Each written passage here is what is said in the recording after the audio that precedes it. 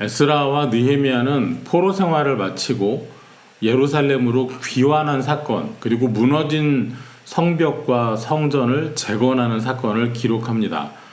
그래서 우리가 지금 읽고 있는 구약 성경의 분류가 만들어지기 전에는 에스라와 느헤미야를 한 권으로 묶어서 읽기도 했습니다. 에스라와 느헤미야, 그리고 함께 이어지는 시기에 페르시아 왕궁에서 일어난 사건이 또한 에스더에 기록이 되어 있습니다. 그래서 에스라, 느헤미야, 에스더는 될 수 있으면 한 번에, 아니면 한 권을 읽고 가까운 시일 안에 읽으셔야 전체적인 흐름과 맥락을 이해하기가 쉽습니다. 먼저 에스라에 대해서 먼저 나누려고 하는데요. 에스라는 아론의 16대 손이 되는 사람입니다. 아론은 모세의 형이죠. 대제사장으로 뽑혔던 사람입니다. 아론의 자손이니까 당연히 에스라도 제사장 가문의 사람입니다. 그리고 에스라는 율법에 매우 능한 서기관이기도 했습니다. 그래서 성경에서는 학사라는 호칭으로 부르기도 했습니다. 에스라는 70년 포로 생활이 끝나고 유다 백성들이 고향 예루살렘으로 돌아갈 때 함께한 지도자였습니다. 하나님의 말씀을 가르치는데 전력을 다했습니다.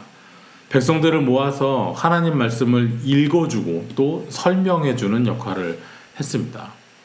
느헤미야는 에스라 다음 세대의 사람입니다.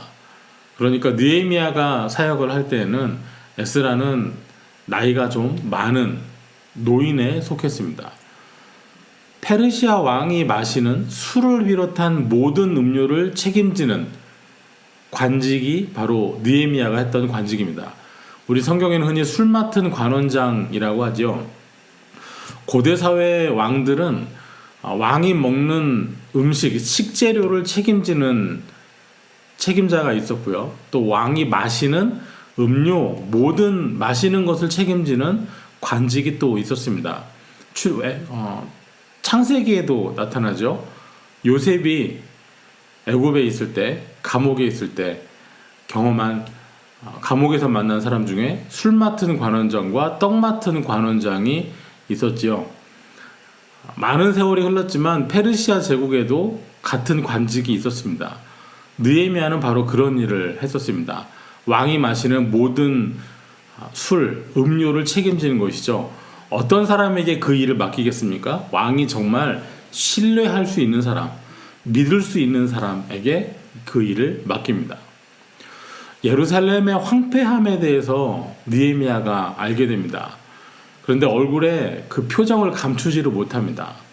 왕이 마시는 모든 음료를 책임지는 사람 얼굴에 뭔가 그늘이 있어요. 왕이 그 이유를 알고 싶어 하지 않겠습니까? 느헤미야에게 물었더니 나의 본향 예루살렘이 황폐하기 때문이라고 왕에게 고백을 합니다.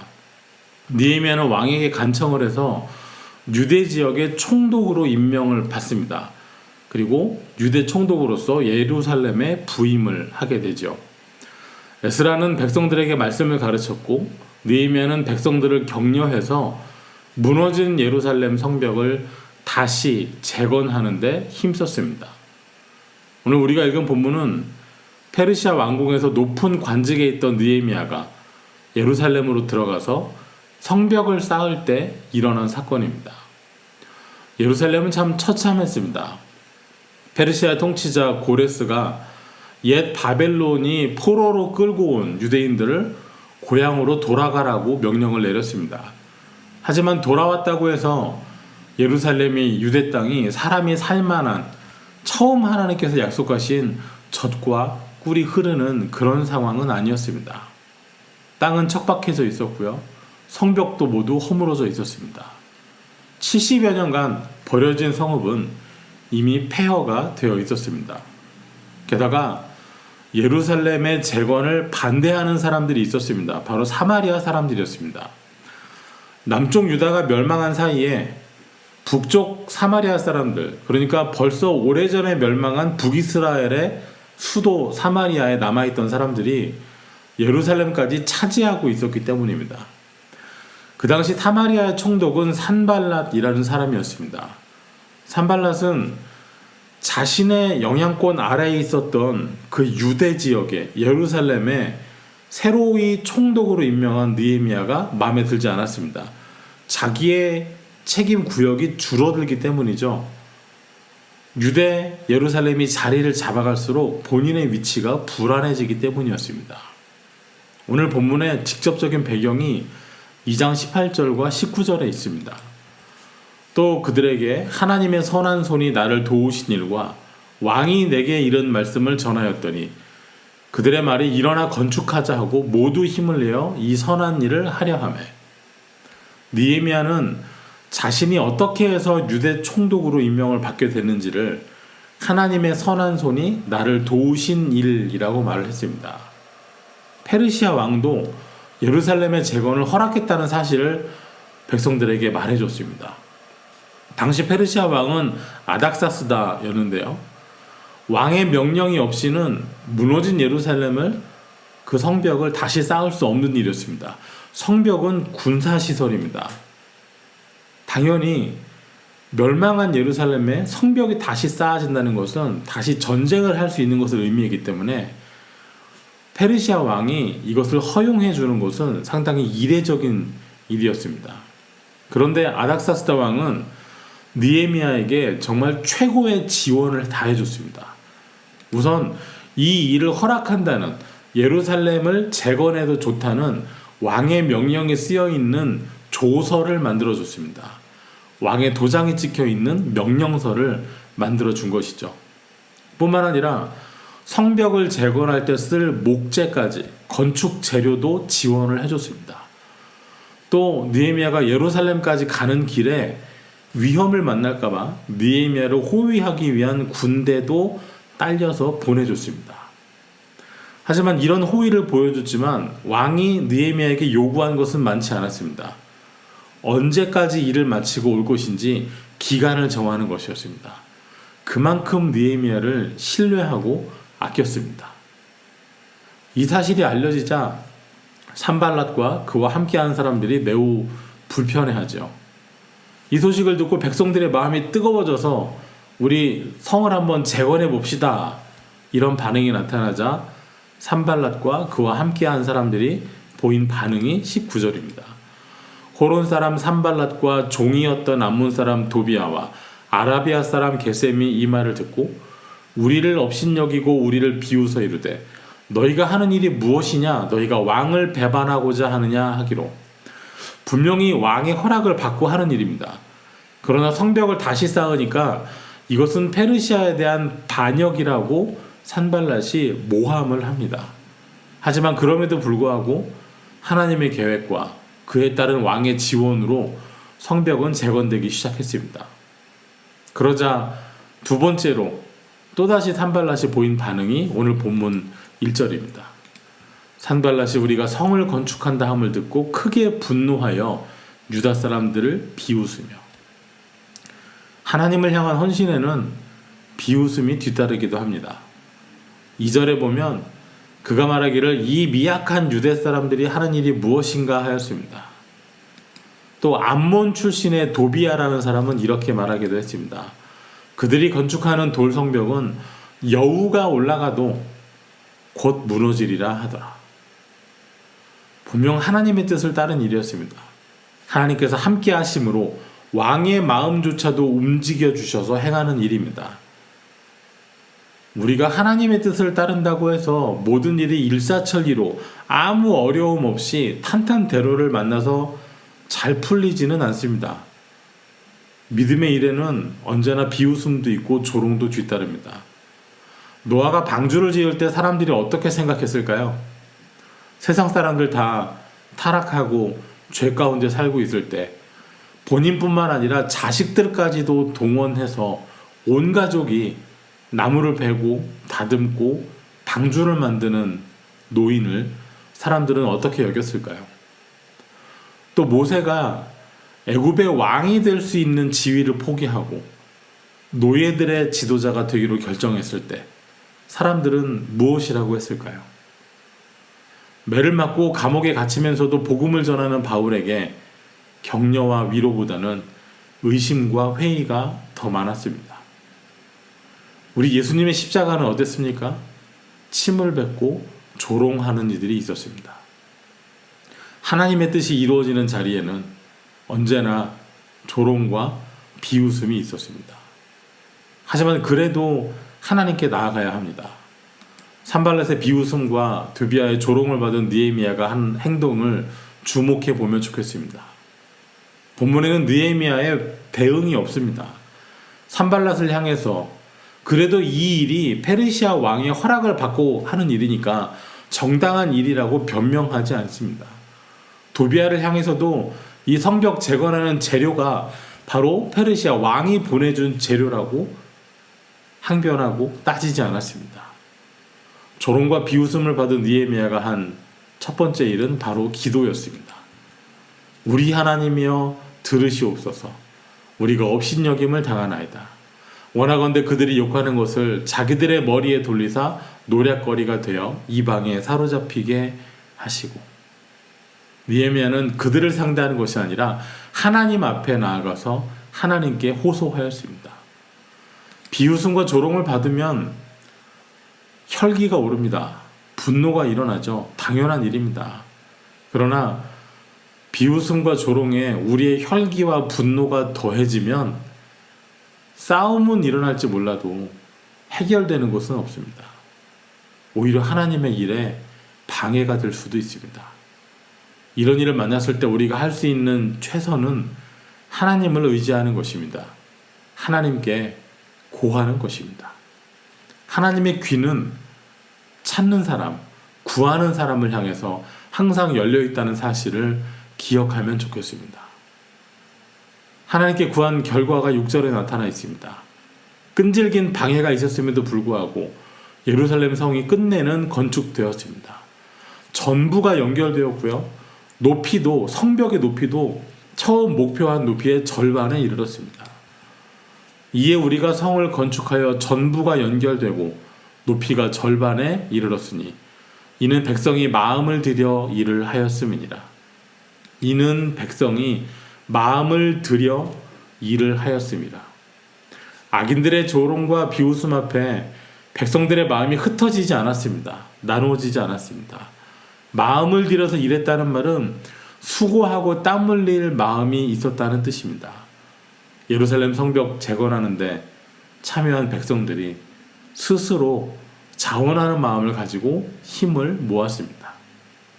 느헤미야는 오로지 하나님 앞에 호소했고 백성들은 마음을 들여 헌신하였습니다.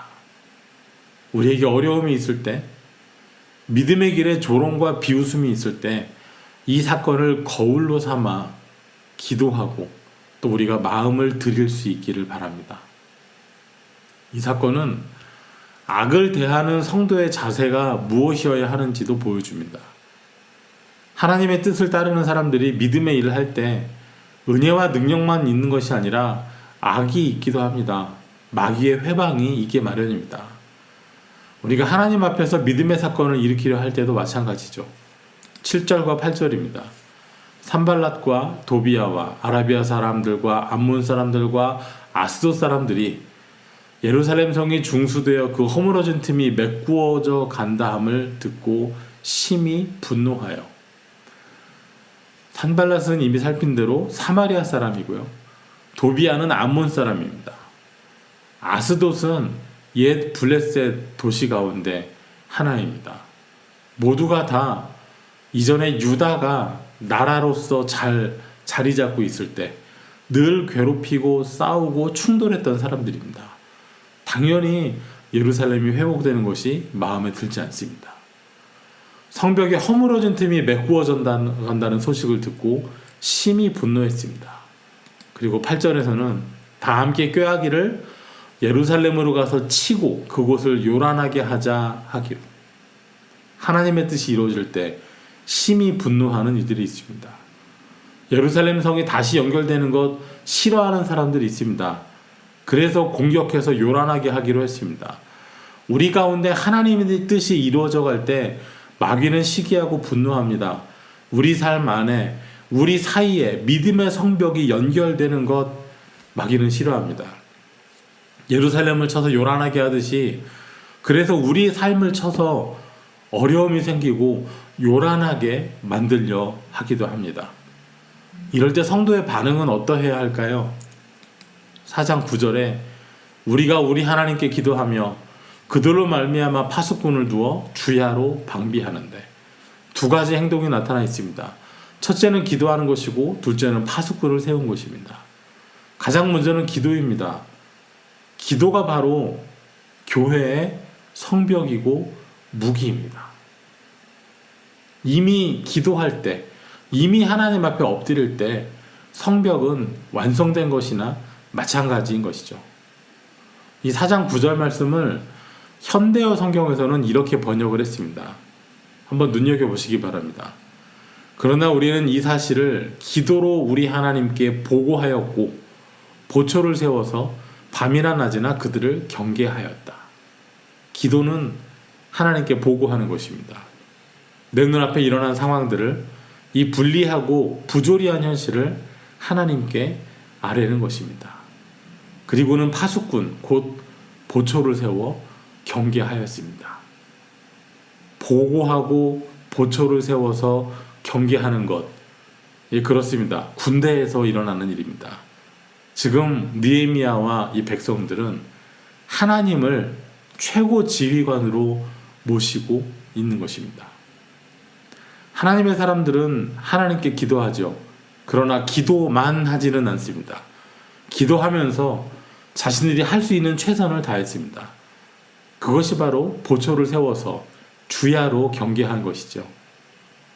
하지만 매사 원하는 대로만 흘러가지는 않습니다. 기도도 하고 있습니다. 백성들도 마음을 들이고 있습니다. 하지만 여전히 환경은 불리하고 조건은 나쁩니다. 그러다 보니 서서히 지쳐가는 사람들이 나타나기 시작했습니다. 느헤미야에게 위기가 닥치는데요, 그야말로 안팎으로 동시에 어려움이 생깁니다.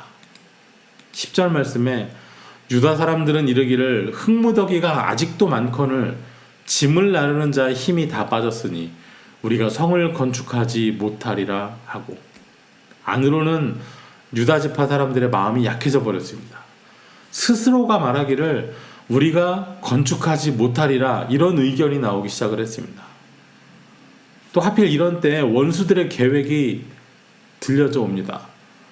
우리의 원수들은 이르기를 그들이 알지 못하고 보지 못하는 사이에 우리가 그들 가운데 달려 들어가서 살육하여 역사를 그치게 하리라 하고, 알지 못하고 보지 못하는 사이에, 그러니까 대비하지 못하는 때에 기습을 해서 살육을 저지른다는 말이죠. 더 이상 성을 쌓지 못하게 하자는 계획이 세워지고 있었습니다. 믿음의 일에 장애가 생길 때는요, 어느 한쪽에서만 아니라 정말 사방에서 동시에 일이 연속으로 터질 때가 있습니다. 그야말로 사면초가라고 할 만한 사방으로 우겨쌈을 당하는 일이 생기기도 합니다. 하지만 그때 필요한 것은 하나님을 기억하는 것입니다. 4장 14절에 내가 돌아본 후에 일어나서 귀족들과 민장들과 남은 백성에게 말하기를 너희는 그들을 두려워하지 말고 지극히 크시고 두려우신 주를 기억하고 너희 형제와 자녀와 아내와 집을 위하여 싸우라 하였느니라. 모든 형편들을 돌아본 이후에 느헤미야가 말했습니다. 그들을 두려워할 것이 아니라 지극히 크시고 두려우신 주를 기억하라 하였습니다. 느헤미야가 백성에게 한 말 가운데 가장 큰 핵심이 있는 말은 주를 기억하는 것입니다. 성도의 마음에 힘이 빠지고 연결이 끊어지고 낙심하여 범죄하게 되는 가장 큰 이유는 주님을 기억하지 않기 때문입니다. 여기서 말하는 기억한다는 말은요, 우리가 생각하는 잊어버린 것을 다시 생각해내는 것과는 조금 차이가 있습니다. 구약에서 기억한다는 말은 곧 새긴다는 말입니다. 어떤 사건을 가장 오래 기억할 수 있는 방법이 무엇일까요? 구약시대라는 것을 염두에 두고 생각해 보시기 바랍니다. 돌을 깎아서 거기 글자를 새기는 것, 그것이 가장 오래 기억할 수 있는 방법입니다. 기념비를 세우고 거기에 기억할 내용을 새겨 넣습니다. 그래서 기억한다는 말이 곧 새긴다는 뜻인 것이죠. 지나간 과거의 일을 다시 생각하는 것만이 아니라 지금 새겨서 앞으로도 영원히 잊지 않고 기억하는 것입니다. 우리가 지금도 십계명을 소유하고 있는 것은 하나님께서 친히 돌판에 새겨서 기억하게 해주셨기 때문입니다. 하나님을 기억하시기 바랍니다. 하나님 말씀을 마음에 새기시기 바랍니다. 하나님 말씀은 돌판에만 새길 것이 아니라 마음에 새기는 것입니다. 우리 주님의 말씀, 우리가 들고 다니는 성경책에만 있는 것이 아니라 우리 마음에 있어야 하겠습니다. 거기에 우리 힘이 있습니다. 우리에게 주어진 사명이 있습니다. 우리 안에, 우리 사이에 황폐하게 무너져버린 신앙의 성벽을 다시 쌓는 일입니다. 믿음이 서로 연결되고 회복될 때 방해가 있습니다. 그때는 기도해야 하겠습니다. 기도하면서 우리가 할 수 있는 일들을 최선을 다해서 해야 하겠습니다. 그럼에도 불구하고 사방에서 어려움이 더해지고 우겨쌈이 있을 때 우리는 새겨야 하겠습니다. 하나님의 은혜를, 말씀을, 그 사랑을, 십자가의 공로를 우리 심령에 새겨서 영원히 기억되게 해야 하겠습니다. 난관에 빠졌지만 기도로 하나님을 의지하고 기억함으로 끝내는 사명을 이루었던 느헤미야가 있었습니다.